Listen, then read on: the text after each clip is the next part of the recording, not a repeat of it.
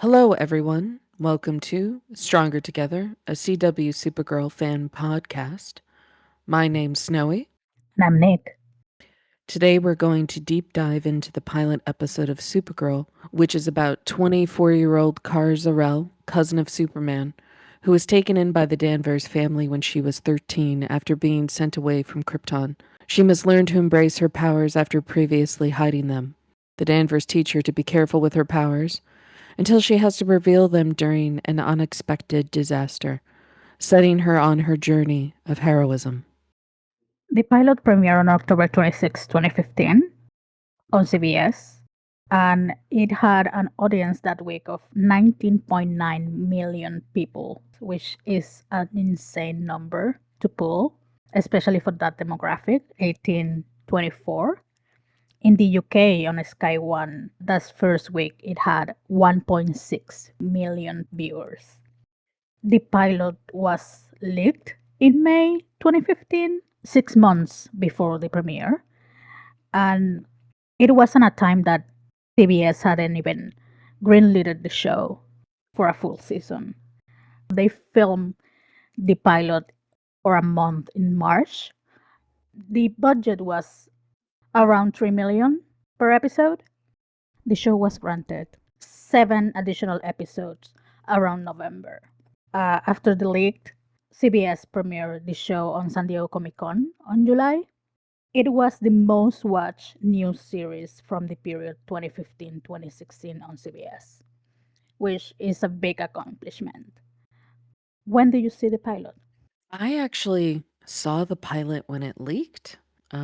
Shockingly enough for me, I instantly fell in love with it. I just wanted more of it, and my memory serving me, the leaked pilot was fairly successful, like word got around.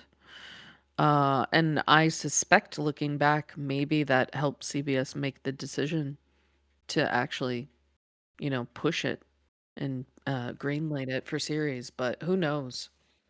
Well, there's also always the rumors that it was actually CBS or Warner Brothers who leaked the episode.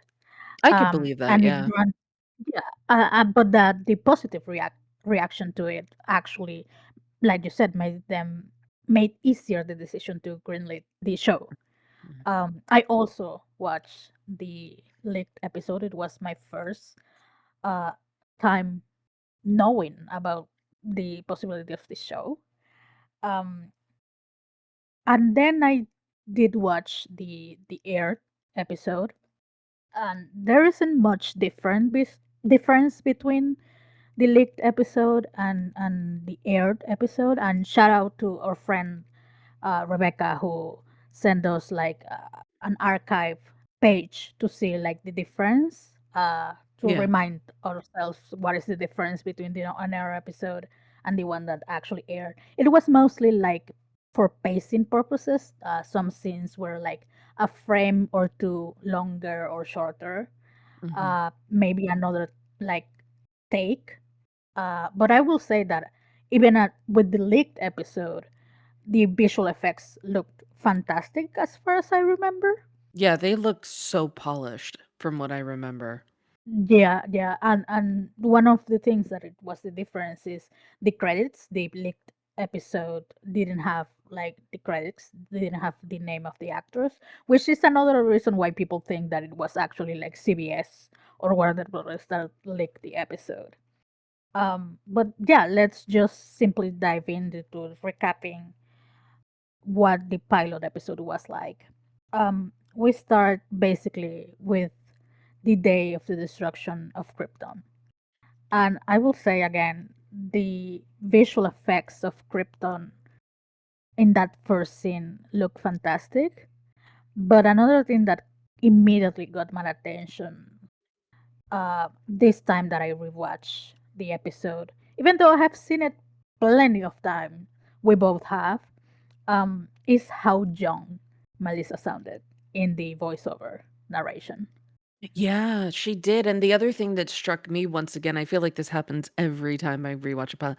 I've watched this pilot episode a lot over the years, is I do miss the voiceovers not being there later. I realized maybe you Yes. couldn't have them as frequently, but I wish they'd kept that around a little bit per season, a couple episodes per season maybe.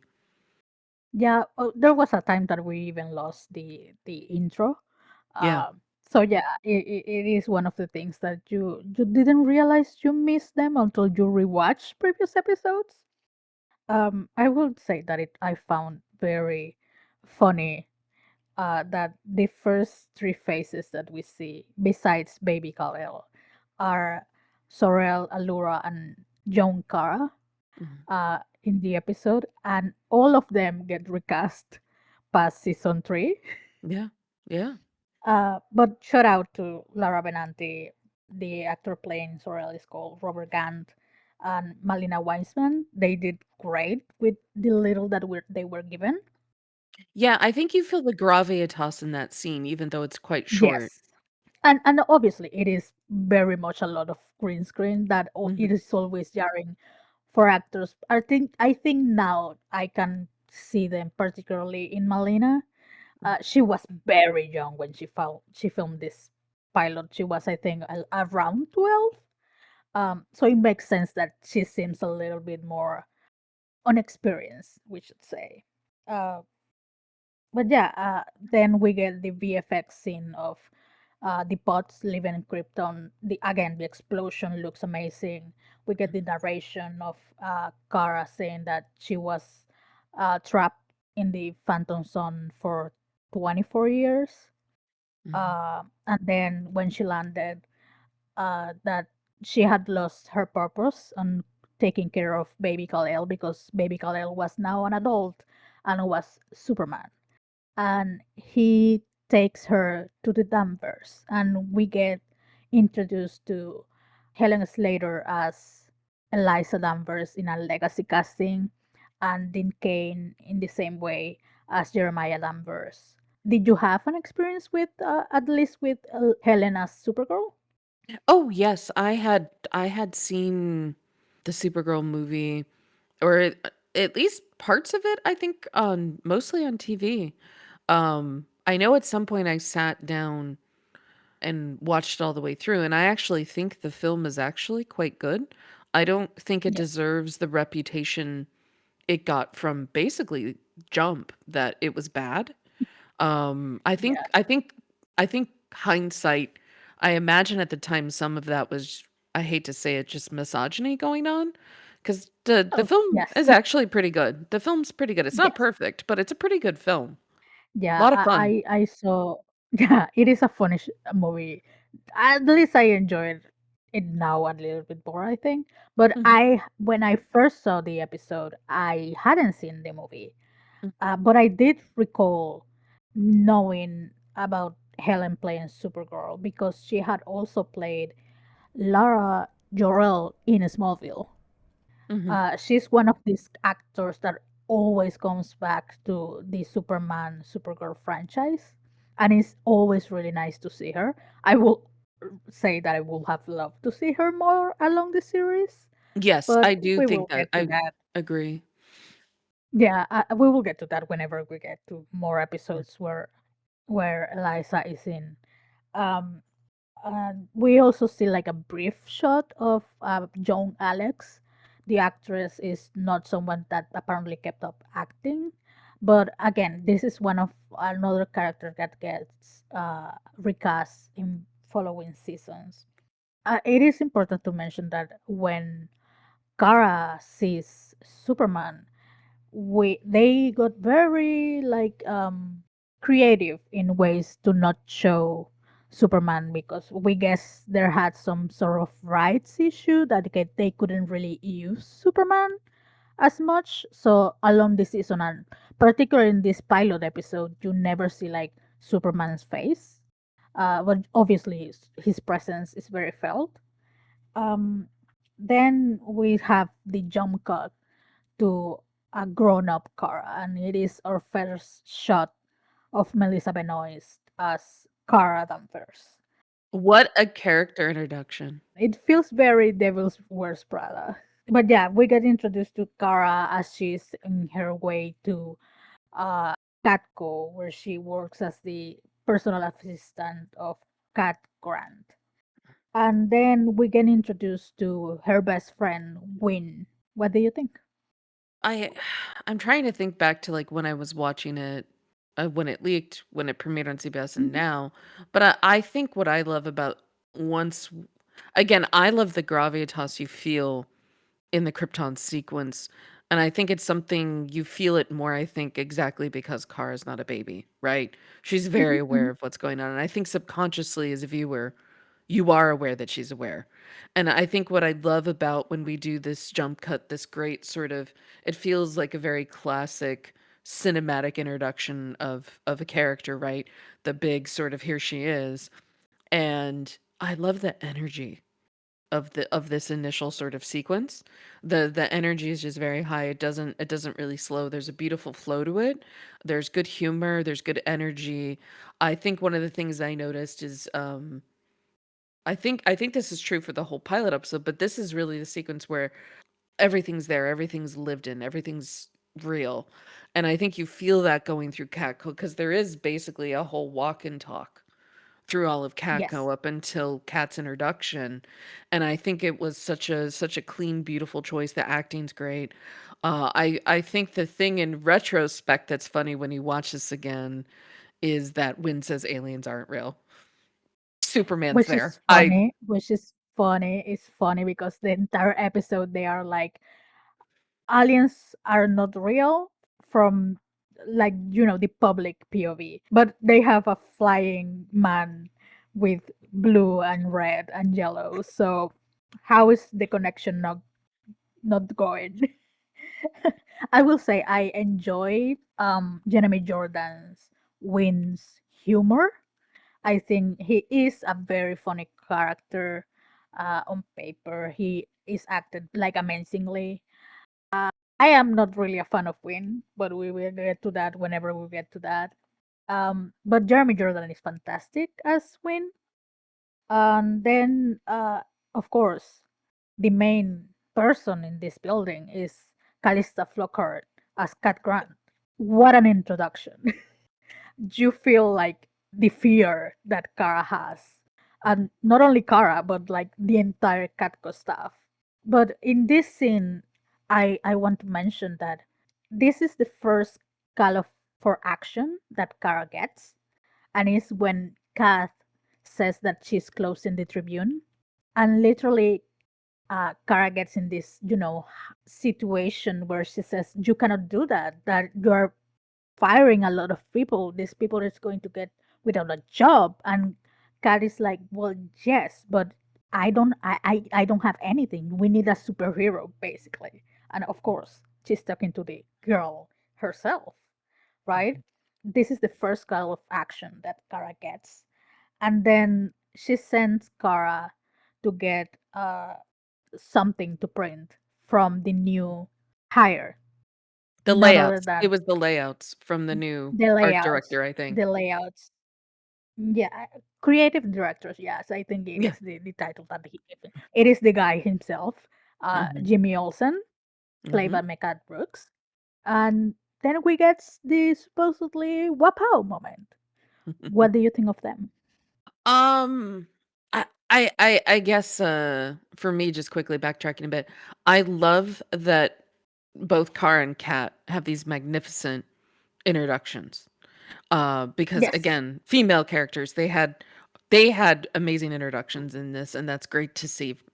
Um, I think I think leading up to us getting to Jimmy Olsen, or who will soon be called James in this show, and that whole Wapow moment, I think this whole sequence, all of the introductions, it all flowed so well. It feels there's just a lightness to it all that is lovely. And I think it is kind of a little bit lulling you into this sense of maybe it's going to be a different type of show than it ends up being. And I suspect that was quite intentional from a script standpoint.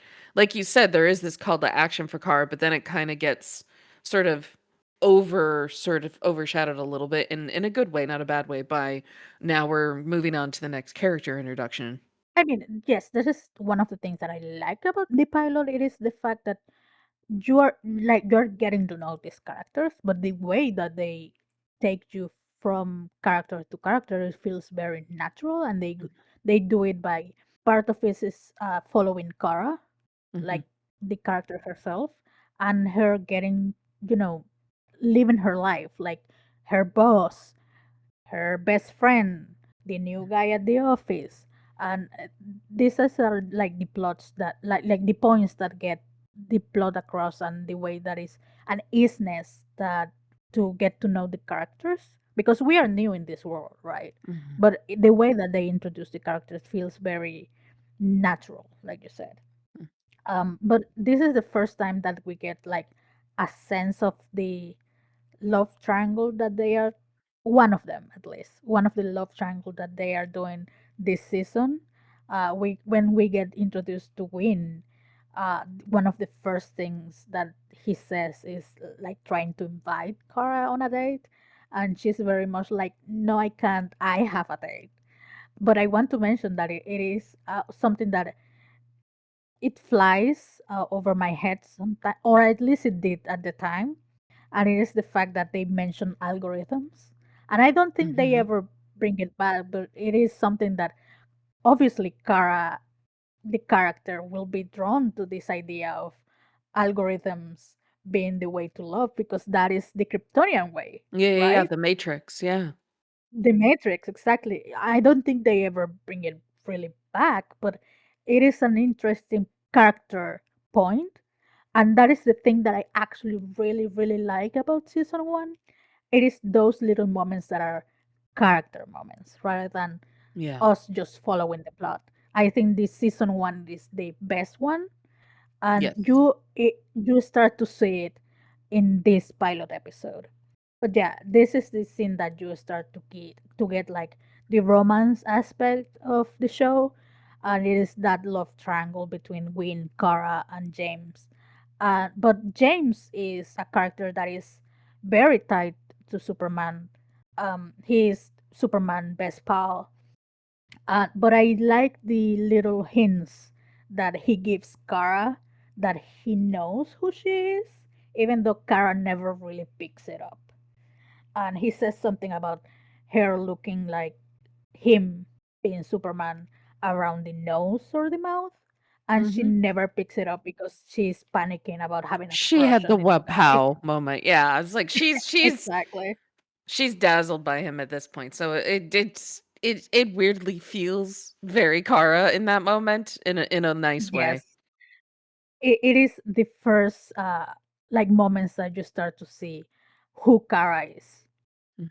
Okay, then we cut to a scene on Kara's apartment when she's waiting for her sister Alex, and we get introduced to Alex, played by Kyler Lee, as someone who Kara calls whenever she feels she needs help with anything.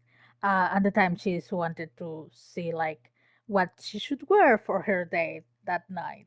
We get the iconic "you should always wear blue" scene, Mhm. but I something that caught my attention this time is how focused Kara is in working for a powerful woman who shapes the way people think, and how this explained why she started working for Cat. And I think that is another call to Mhm. action for the character.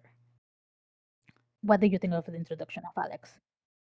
I rewatching this again, I love like the energy of it all, how we really are brought into this world via our protagonist in a very, I think, deft, light, energetic way. And I think for me, I think the thing I picked up on with Alex's introduction is she is the last. Arguably, when you're in last position in this kind of sequence, it's also most important. And I think that is reflective of what Alex and Carr's relationship is throughout the show, that it is the pillar of Carr's life. I do I also picked up on that working for this powerful woman who shapes, opinion or thought. And I think this all is like this call to action, this call to, I think this really does tie back into also Kryptonian culture as well, a purpose, right? They have they have guilds, they have specific jobs. So even if it's subconscious on Kara's part, I think these are aspects of her childhood that are still within her, even if she isn't consciously acknowledging it. She wants a specific purpose. She wants to help. She wants to have, and she has the drive. I want to take a moment here to say, to be the executive assistant of someone as powerful in as powerful a position as Cat Grant, you have to be extremely talented. You have to be very smart. You have to be very good with everything, from people to tasks to everything. And then so I think that also places subconsciously, at least for the viewer, I think Kara in a good position when we get to this, who Alex is, right? The reveal of the DEO and all of that. But I just love how much, I guess, to me circle back to Alex's introduction. I love the ease of their relationship. I love how it's very obvious that they are siblings and they are close and they like each other's company. I like that there's humor also brought in.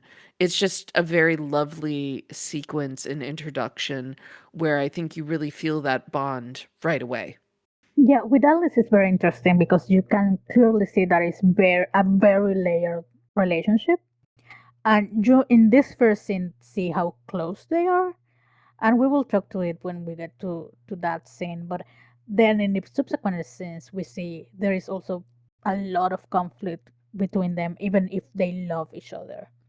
But I want to go back to what you mentioned about being Kat's assistant and how difficult it is. It is not just difficult. In this scene and a half that we had between them, you can see how much Kat relies on Kara. Mhm. Like the first scene that we get is Kara trying to score tickets for Wicket for Kat's mom. And she's managing like where she would sit in this function that she has. Mhm. And then you had the scene of the firing of the Tribune. It is Kat literally says you have to handwrite the letters. So Kat relies a lot on Kara, and Mhm. it is a part of the plot that Kat doesn't really appreciate how much Kara does for her. Right, that is part of the conflict of the season. But Mhm. here is the planting of those seeds, of those Mhm. things that we will explore along the season, and it is very well placed. Yes. Sorry, I was gonna add really quick. In this sequence when Kara first gets to Catco as well, to tie into her being really good at what she does, there's like this flow to the scene where she grabs a poster tube from another employee as she's walking to get to her desk. Just the fact that she's, knows exactly what she needs to do, where she needs to be, who she needs to get things from. Another testament to her just being really embedded and important in Catco. Yeah, and this is one of the scenes that was modified from the pilot that aired and the one that leaked. A little bit extra dialogue in one of the employees says, "Thank you, Kara. You are very good at your job." And obviously, I think they went by the show don't tell aspect, and that's why the scene was cut. But it cements the fact that Kara was indeed very good at her job and how difficult the job that she had was, even though it looks almost insignificant, especially when she has these aspirations of being super. After that scene, we get the date with a guy that clearly doesn't deserve Kara, but there is one line that made me chuckle because it reminded me of another show that I loved. He asks, "Where are you from?" And she says, North." And it reminded me of Doctor Who, which was made me chuckle a little bit. Reminded me of a line from Roswell also, actually. Interesting, Yeah. interesting. And Roswell will play a part in this talking of Supergirl at some point. But yeah, in that date is when Kara hears about the Geneva plane crashing and the plane that has Alex in it. And I just have to laugh just thinking about Kyler Lee reading the script for that episode and realizing she will be in another plane crash after Grey's Anatomy. I often wonder if she was flipping those pages going, "Do I live?" I have to think that she did. I have to think. But yeah, this is the moment that Kara decides that she will save her sister. And it is the first time that she flies. And what a scene it is. I'm gonna probably gush a little about this sequence. I just think they did such a good job of, again, planting the seed. I think there is a line earlier on where she's not quite sure she remembers how to fly, or she says something like that, or she hasn't done it in a while. Again, they did a very good job, I think, in the script of like planting things for the audience. Yes, And then when we get to this moment where there is this, I love that there's a combination of she doesn't hesitate. And I think that's really important to remember, because it's going to come back later, as we get further into the episode, diving in, is she doesn't hesitate. She immediately goes outside. She immediately is like, I got to do this. It's the only thing that slows her down is, guess what? She hasn't flown in a while. How do I get up in the air? And how do I do this? And she gets up there, and the music swells all of it, and we start to hear what will become her theme. And what a sequence. What a sequence. absolutely. I still, the amount of times I've seen this pilot episode, the chills I feel when we get to this moment that she's going to get in the air and she's going to save this plane. She's going to save her sister. And just the way that they do it, her reactions, having to shift the whole plane to get through the bridge, which is there is an Easter egg there. The bridge's name is the name of the man who created Supergirl, Otto Binder. Just Correct. all of these little deft touches in this sequence. But I think the moment for me in this entire sequence that stands out is she saves the plane. Uh, it's, floating in the water.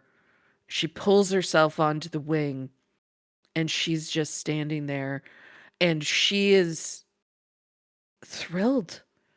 It's like you can see that she almost feels within her being like, this is what I'm supposed to be doing. There's such a joy and a happiness and almost like this synergy in her that, yes, this is right. And the music swells. We hear Supergirl's theme.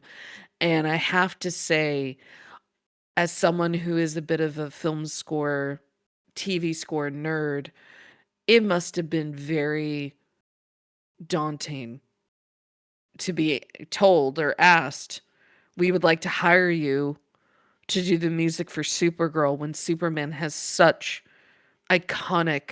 superhero music, Yeah.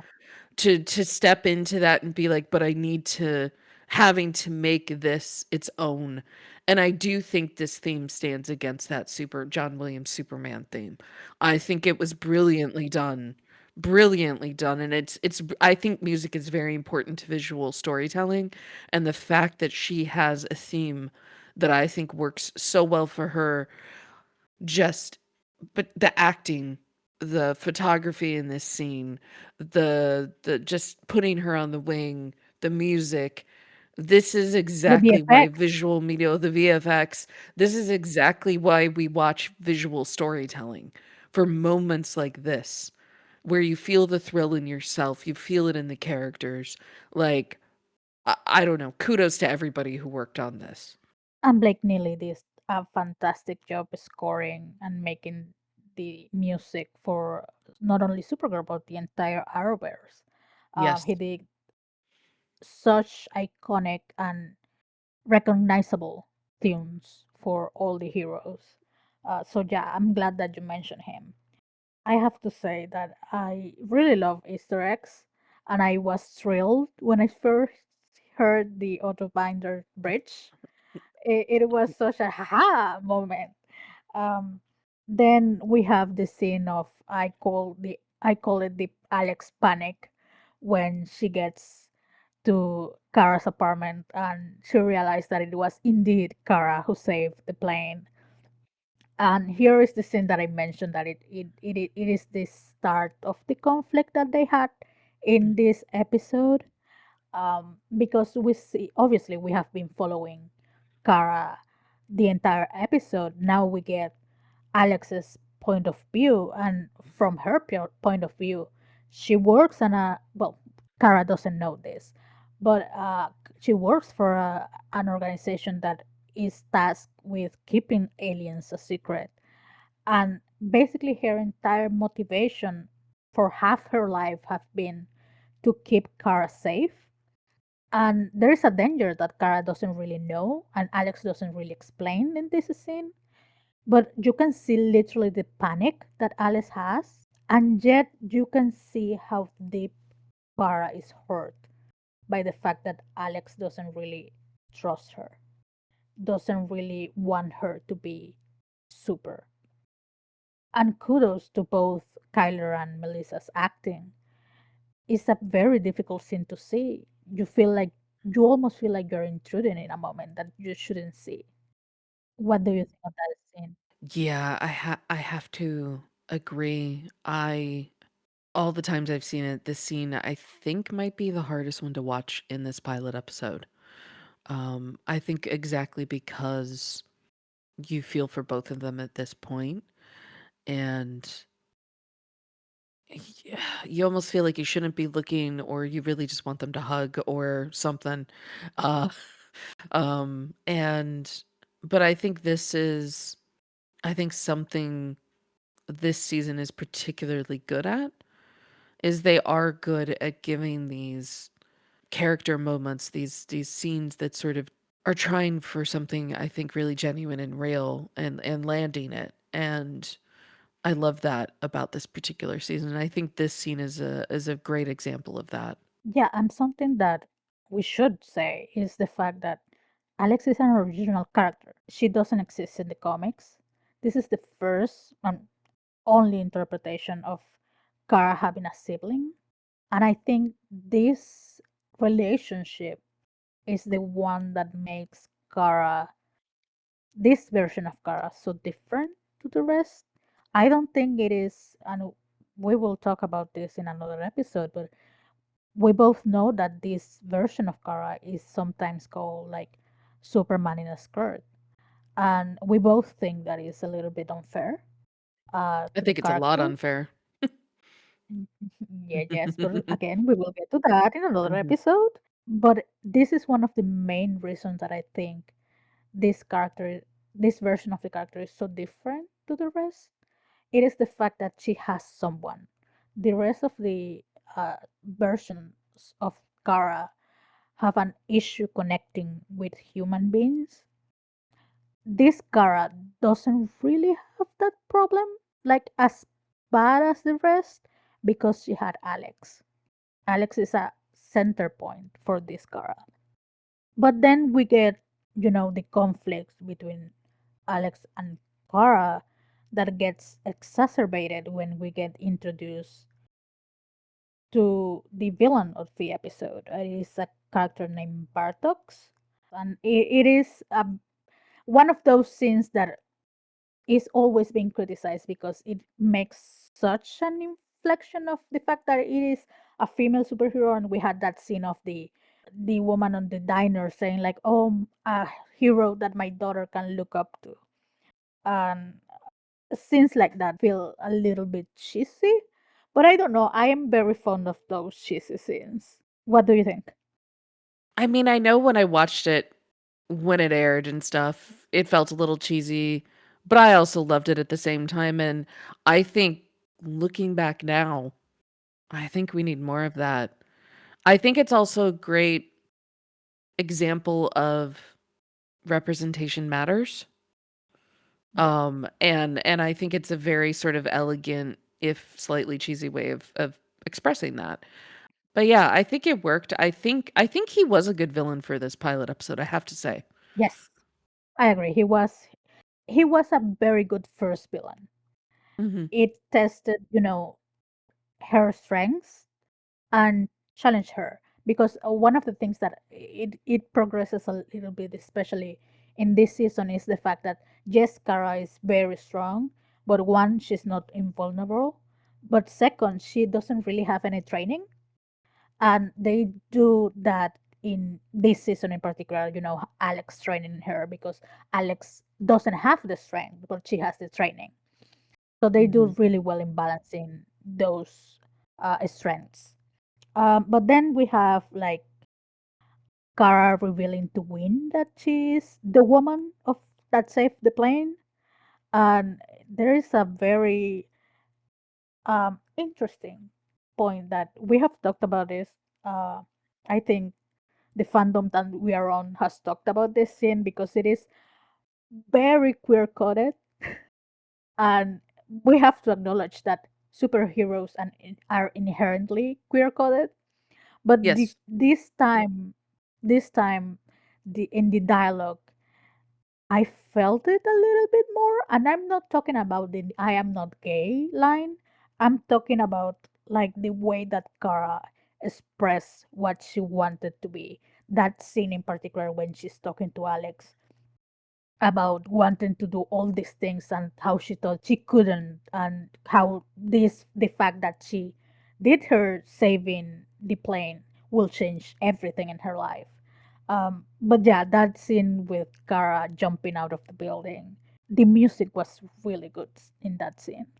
I think the scene and the whole feel of Kara's desires, I think a lot of it is, I think in some ways what everyone kind of wants. You want the absolute freedom to be who you are, do what you want, and chase, or maybe also chase what you want to be doing and just go for it. And I think you really feel that in the sequences of Kara's excitement after she saved the plane, and then also the sequence where she just had to tell somebody, and she Yes. tells Win, and I think a lot of people can understand that. Like you just want it to be out in the open. You want to be free. You want to just go for everything in life. And you want someone to be excited about your thing, whatever it is, because Yeah, she yeah, said it. Alex knew about it and she rejected her, right? yeah. And obviously, her next step is going to her best friend, and Mhm. that is Win, right? And then you have another call to action. It is the fact that Kat is like, I need to find whoever this super is Mhm. because this is who is going to save the Tribune, right? Yes. But after Kara reveals her identity to Win, we jump to the suit montage. Uh, what do you think about the suit montage? I think they captured once again, I think something this pilot was very good at capturing is excitement, joy, the energy of it all. And I think for folks who like Easter eggs and things like that with the various costumes, Win kind of goes through designing. All of them are references to some iteration of costume Supergirl had in the comics. I don't know. I think for me, the thing that stands out as a positive of that scene is just the sheer excitement. I think they did a lot of lovely sort of humor and cutting, and because she tries one suit before she gets her crest, and then moves Yes. on, and then he brings the crest there. And I think for me, what's significant about this crest is this is really the first time ever, as far as I recall, it is Supergirl's crest. This is not just Superman's put on her suit. It is hers. And I think it makes a lot of sense because they are not siblings on Krypton, they are cousins. So I think for me, it makes a lot of sense that it would be a similar but also different. And I love the elegance of it. And I think that they did it very well. They designed it very well. I think this is a good time to mention that the costume designer for this particular Supergirl supersuit was Colleen Atwood, who is an Academy Award winning costume designer. She worked on such films as Chicago, Ed Wood, Alice in Wonderland, and many other projects. I think her most recent project's actually another TV one. It's Wednesday. But she Mhm. did not just design the Supergirl suit here. She also designed the first Arrow suit and the first Flash suit, the one specifically in the Arrowverse. So she designed who would become the three main protagonists of the Arrowverse. She designed all Yes. of their initial costumes. I guess for folks, if you don't know a lot about it, about the industry, it's a big deal that they got a Academy Award Yeah. winning costume designer to do costumes for superhero TV shows. Like that's a big deal. Just the fact that Especially at they, the time. especially at the time, the fact that they believed in these projects enough that they wanted that high vis, I guess, of a costume designer to work on it. That's significant. Absolutely. I adore, like you said, that Kara got her own crest. And I love the way that Melissa says that it is not like a symbol for super, it is the sigil of the House of L. She says it with such fondness and such love and such longing for what she had on Krypton. That is fantastically portrayed, but I will say that I'm not particularly a fan of the way that the suit montage played, in the sense that we had established at that point that Gwyn was interested in Kara sexually, romantically. And the first suit that he does is what Kara describes as a bathing suit. It always rubbed me the wrong way, Yeah. but I know that we are supposed to take it as a hee hee ha ha moment.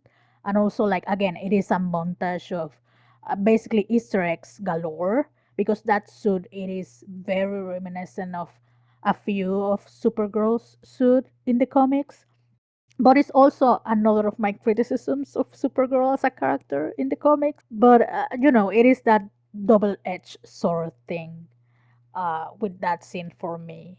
Mhm. But it is a very funny scene in the context of the show, like, Mhm. the montage and the music and the cut away scenes to Kara flying and stopping crime, and then them modifying the suit. It is a really fun scene, but God, is that skirt short. Yeah, I have to say the whole angle of Win being the one doing it, particularly because he's romantically Yes. interested in her, did not age well.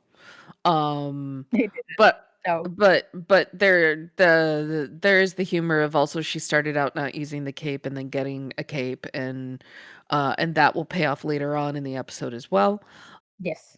I try and focus on the humor, I think, a little bit in the fun of the sequence, because it's also about her trying to help people more, actually. That's also part of this montage, right? Exactly. Then we get like this scene of the Dio capturing Kara as she's flying.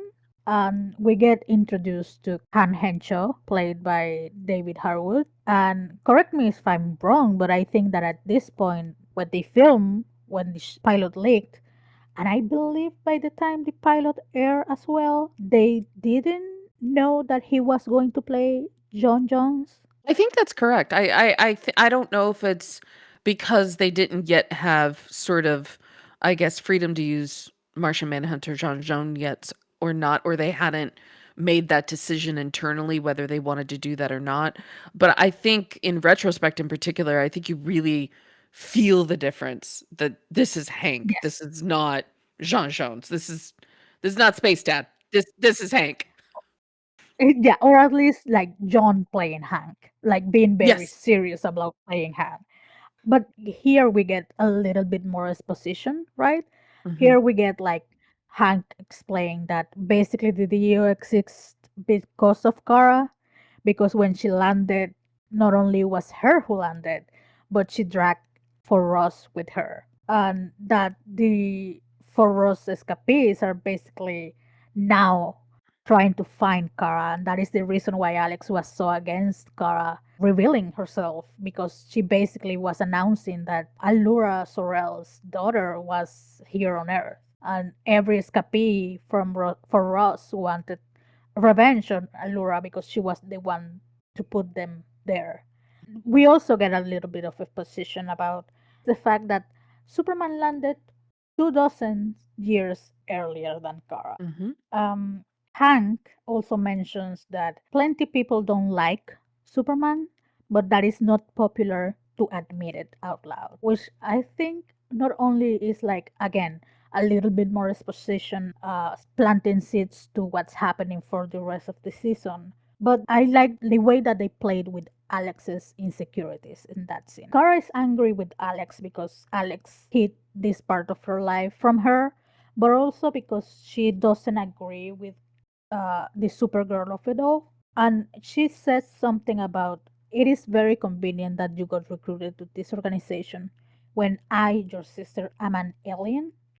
And I think it was, again, planting seeds to what's happening the rest of the season about how that is basically one of Alex's insecurities. And that is partially the reason of the way that Alex acts the way she does. Mhm. What do you think about the relationship that they played in this scene?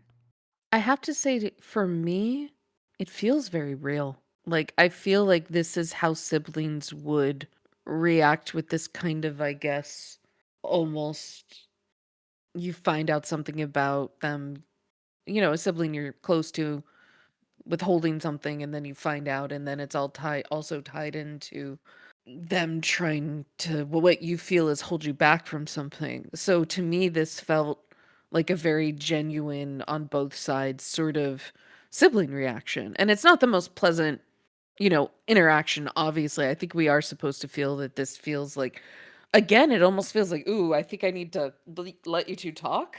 Like, yeah, I Yes. shouldn't be here. And I think that's a good thing though, because I think that's what makes it feel more genuine.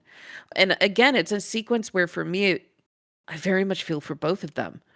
And I think Yes. that's something I think that is important for the viewer to feel. Like, both of these characters are very important and you should be feeling for both of them. And I think this is really the scene where I think that's extremely solidified, because at this point we have seen Car's POV, right? We've seen Alex's. And this is the scene where now it's kind of they're being, I guess, at odds and sort of headbutting a little. And you're almost like, I really hope this connection survives that. Because at this point we know, like, Kara was adopted. She was 12, 13 when she was adopted. Alex didn't want a sibling. You're like, is this gonna, I guess, hold true or hold fast? And so I think this is a very critical scene in that sense. Yeah, it is basically the start of seeing both perspectives at the same time. Yes, I'm against you doing this thing, but there is reasons what I am. And also like you should have told me because you're my best friend kind of thing. Mhm. Um but it is basically the point of inflection for the arc that they have in this episode. But then we go back to Kakko and we have that scene in basically that is Kat Grant branding the new super as Supergirl. And we get this scene that is Kara basically exploding and saying that we shouldn't name her Supergirl. We should name her Superwoman. Kat has this grand speech that feels both cheesy and a little basic, but also very true. Yes. I think with what Kat says there, I think it's encapsulation almost, I think, of women and having to Yes. exist in women and girls, I should say, having to exist in society as it is now, which is very patriarchal. And I think it's almost a little bit of saying, don't be afraid to take up space as who you are, whether that's a girl, whether that's a woman, like, you have a right to take up that space. So again, it may come across as very basic, but at the same time, I think there's a lot of layers going on there. Yeah, yeah, absolutely. Then we have the scene of Batrox calling Kara to fight, and basically Batrox saying that he's going to kill her because he's taking revenge on Allura. And he beats Kara pretty bad. And he, obviously, by design, they make him, because of what we were just talking, they make him sound and act very sexist. He says stuff like, in my planet, women bow to men, and whatever, whatever.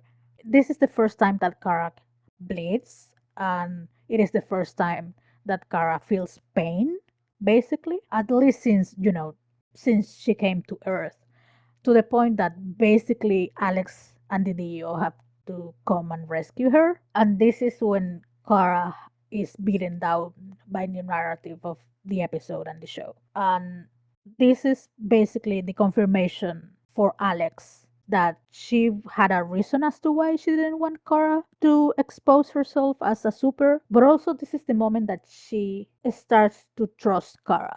And this is the moment that she decides that she is the person that is going to support her sister.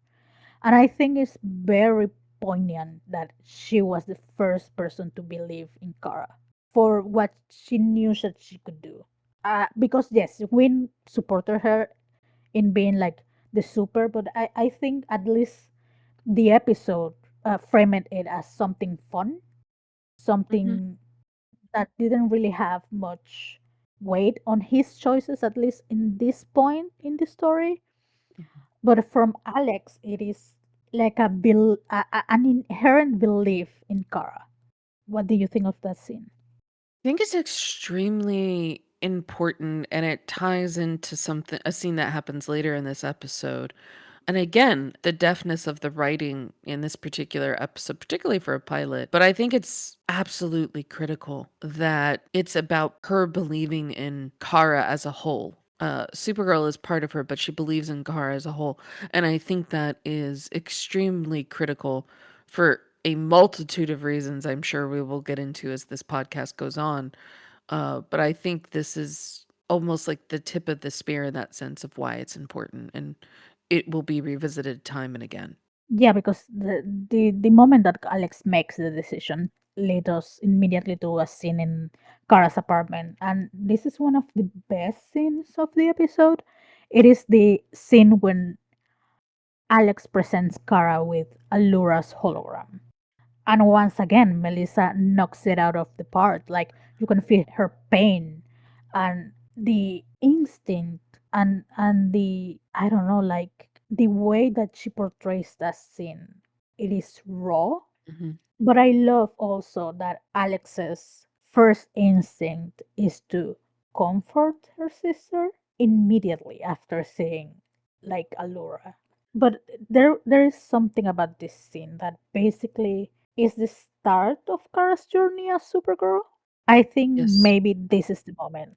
This is the moment that she Yes. decides to act. I think it is. I guess I will also emphasize there is something Melissa does in this particular scene. I don't know the levels of emotion and progression of them, the delicacy, I think, with which she shows the depth of the vulnerability of this person and this character and the rawness of it. And it's sort of culminating in a way that I do think this is when she's like, this is who I am, even if the character isn't fully conscious of it. I think it's very much there, and I think for me, a lot of it hinges on the moment when Allura says, and always remember the brave girl that you are. And again, it's, I think, something on the surface that can seem cheesy, but I think it's so critical. And I think it ties back to the way that Alex believes in Kara. This is also her mother believing in her. And I think that tying together is very, I think, critical for this character. And I do think this is the moment where even if Kara is not aware of it consciously, this is the moment she truly becomes Supergirl. Right? This Yeah, is it. absolutely. She's starting the road to becoming her full self, I think, here. Absolutely. Then we get the scene of them walking back to the DEO. At some point, they made a plan of how to defeat Bartok, but I found it very interesting how Hank decided to let Kara go, and it feels almost like John picking out, but we know that when they filmed the pilot, it wasn't John. So it feels a little bit out of character for Hank, but also maybe he was trying to make a point. I don't know if maybe like the point was that he never truly believed that Kara was going to defeat Bartok. But there is the messaging of why, because she was a girl, and they used the fact that Bartok as a villain was underestimating Kara to defeat him. But there is something interesting that they did with the visual effects that basically changed what we know about the character. Is that they decided to go with blue heat vision instead of the usual red. And I always found it interesting because at least until they introduce their version of Superman, I always thought that it was representing that Kara was stronger than Superman. And that is something that is actually comic accurate, that she is stronger than Superman. But it was interesting when they first introduced the blue heat vision. Then we have Kara destroying the axe and defeating Bartox. Bartox kills himself. And then we get the basically the final scenes of the episode.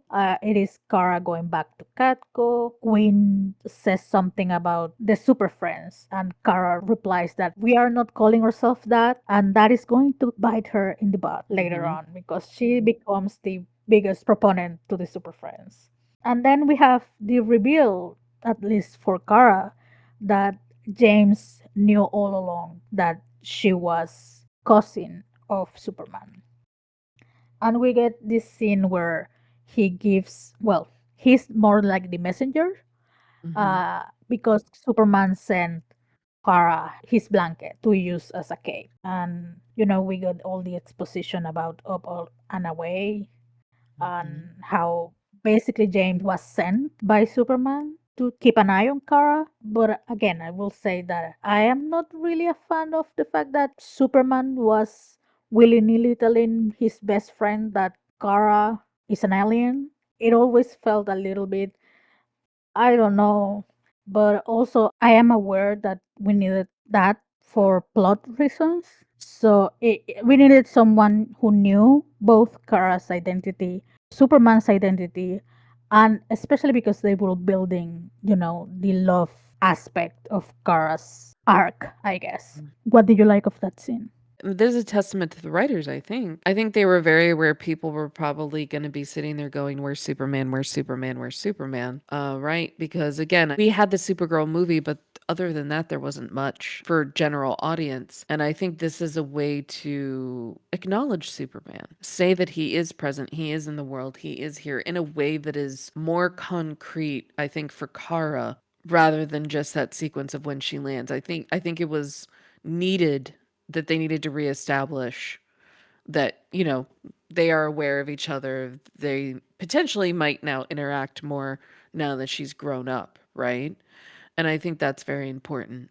Yeah, it does bring some problems later on. The fact that we are guessing that they couldn't use Superman Mhm. for X or Y, but it comes into play not so much in this season, but in the subsequent seasons. The fact that Superman or Clark wasn't really present in Kara's life growing up, and I think that is one of the driving forces as to why Kara is so enamored with the idea of doing the same that he does. But I mean, that is part of the story, right? The fact that she finds ways to do the helping in her own way, Mhm. right? It is not the same way as he does it, even though it is very, very similar. After James gives Kara the blanket, she uses it as a cape. I always found the way that the cape sat on her shoulders a little bit weird, and I don't know if it was intentional or not because it's supposedly the blanket, right? Mhm. Um, but after that, we have a cut to the logo, and Mhm. then we have another scene that is with Astra, Laura Benanti playing Astra, twin sister of Allura. And she mentions that Kara is someone that if she is like Allura, she's going to be a formidable opponent. And I think it was interesting how this show in this episode framed Kara as someone following her mother's step, this in a way that was very similar to Kal-El's story, mirroring or following Jor-El's story, his father. But Astra also says and basically orders her lieutenant to kill Kara. And that is basically how the episode ends. What is your opinion? I think this was a good way, I think, in some sense, to show, incorporate more of Krypton, remind the audience in some ways that Kara has experiences we've never seen before because Clark didn't grow up on Krypton, right? He was a baby when he was put Mm. in a pod.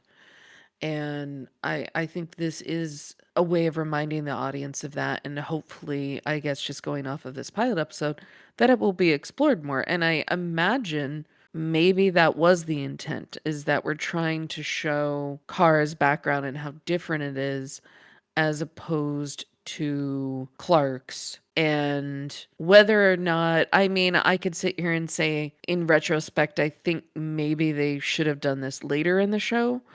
But, this was a pilot episode. This was a first season. They didn't know how much time they were going to have. And again, this character had never really been explored in this amount of depth before in visual media, at least. Absolutely, because I think I mentioned in the previous episode that one of the things that I didn't really like about this season was the fact that the main villain were the Kryptonians. But also, I think that part of the reason as to why it was the Kryptonian is exactly what you said, that they had no idea how long they will be able to tell Supergirl's story, right? And to be fair, they only were given at first 13 episodes, and then they got like 7 extra to make it 20, so they could explore a little bit. And then we get some shakeups, like we lose Laura Benanti as Astra because she got another opportunity, so she leaves the show. But overall, this is a fantastic pilot episode, and it is still holds up, which It does. is not easy to say about a lot of pilots. Yeah. I'm going to take this moment to, I think, say something I think you and I have at least spoken about. And I think it's extremely important. At this point in time, when this pilot premiered, there was essentially an ocean of superheroes out there. And the fact that somehow Supergirl stands out, I think is a testament not just to the character, but I think it is extremely important to say Melissa makes you believe. You somehow believe in hope again. You believe in joy. You believe that people are here to actually help one another. And I don't think that's an easy thing to pull off as a performer. I think it's actually very hard to, I don't know. I think this has been discussed in a lot of creative circles before. Sometimes it's hard to be the good character. Sometimes Yeah, it can on the surface appear not as dynamic or not as interesting. But there is never a moment in this pilot that I don't want to see the rest of her journey. I want to see every single second of it. And I fully believed she saved that plane.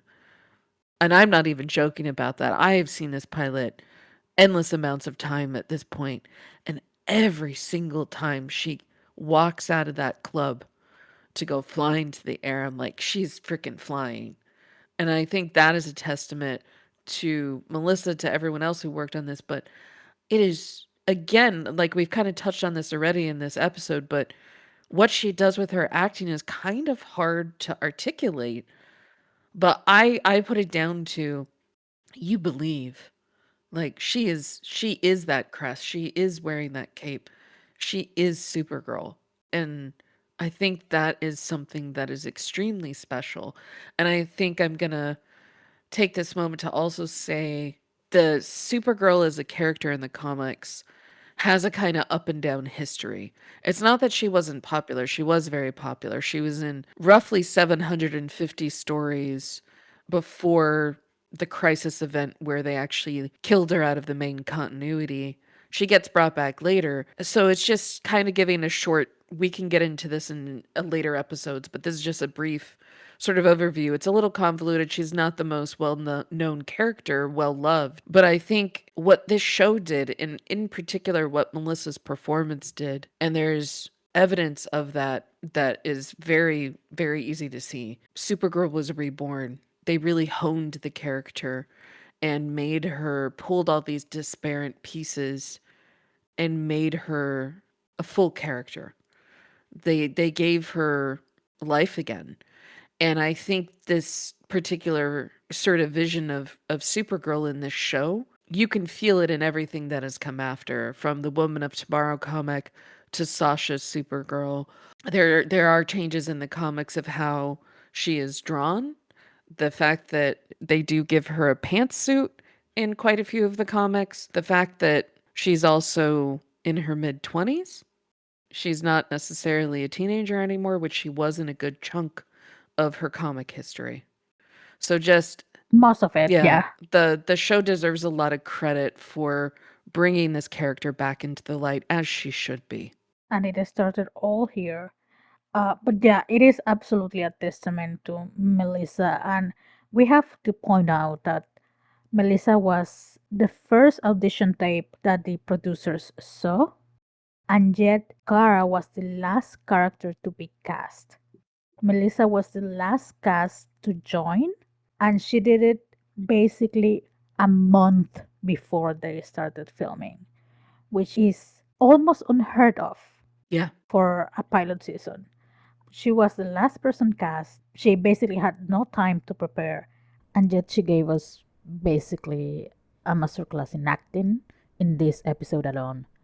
And she was extremely Mhm. young to be the lead of a show, especially of this magnitude, with the legacy this character has. Supergirl wasn't as beloved, but still she was a very important character, one that is very custodied by DC. And I think she changed the landscape to the point that basically the second character that we are going to see in this new DC cinematic universe is Supergirl. And I think we owe it to this show, even if we I think we can agree that it's not particularly the best show. It was good enough to bring the character back from obscurity, Yeah, I think which is something that cannot be understated. yes, I agree. I know I've said more than once, maybe the show wasn't perfect from a writing standpoint or an execution standpoint, but Melissa Benoist delivered every single time, every single episode, right to the end. And I think that is really what audiences remember. I do think they remember her performance. And I think that has helped so much with this character in almost no time if you think about it. Like from the premiere of the Yeah, show, less than yeah, it's insane. less than 10 Less than years. 10 years. Yes, less than 10 years. Yes, because if we go by, you have to really go by more when the show ended. Is I think right before the show Yes, ended, Sasha's Supergirl was released, and then yes, you got the Woman of Tomorrow comic. I think it came out. I think roughly 6 months after the show ended, a year a year later. later, I Yeah, think. And the writer of that comic has said the show is the reason that comic exists. Because people who were yes, watching the yes. show wanted more comics of Supergirl. And we see the influence, like you mentioned earlier, like in that comic, Kara gets a pantsuit, which was a very big deal in the show when she got it in season 5. But yeah, this was basically what happened in the premiere pilot episode of the show. I also wanted to mention that Greg Berlanti said that he was inspired by the actress Ginger Rogers for the interpretation of Kara. But and I don't. He said that, but we don't really know what he means. However, I have the theory that it could be the fact that there was a famous quote about Ginger Rogers that said that Ginger Rogers did everything Fred Astaire did backwards and heels. And I think you can basically change Ginger Rogers' name with Kara's and Fred Astaire's with Clark, and you have the sentiment of what he meant, I think. But yeah, this was a success in all shapes and forms at the time. in 2015.